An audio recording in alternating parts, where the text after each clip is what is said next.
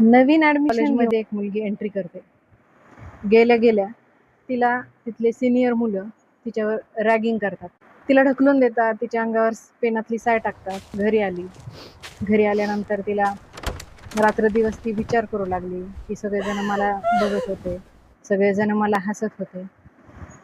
दुसऱ्या दिवशी ती कॉलेजमध्ये गेल्यानंतर तिने आजूबाजूच्या 4-5 मुलींना विचारलं की काल मला सगळे बघून हसत होते, माझ्याबद्दल बोलत होते.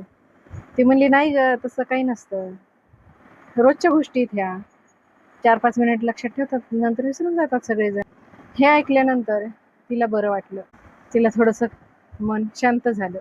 आपणही रोजच्या आयुष्यामध्ये जेव्हा कधी असं खूप कधी तयार होऊन बाहेर जातो किंवा कधी कधी ड्रेसिंग लो करून बाहेर जातो, त्यावेळेस कोणीतरी आपल्याकडे पाहिल्यानंतर आपल्याला असंच वाटतं की हे आपल्याकडेच पाहिलंय, बहुतेक आपला ड्रेस खूप खराब आहे किंवा आपली स्टाईल चांगली नाही, काहीतरी ड्रेसला लागले किंवा काय आपल्या मनात जे विचार येतात ना, ह्याला सायकोलॉजीमध्ये स्पॉटलाइट इफेक्ट म्हणतात.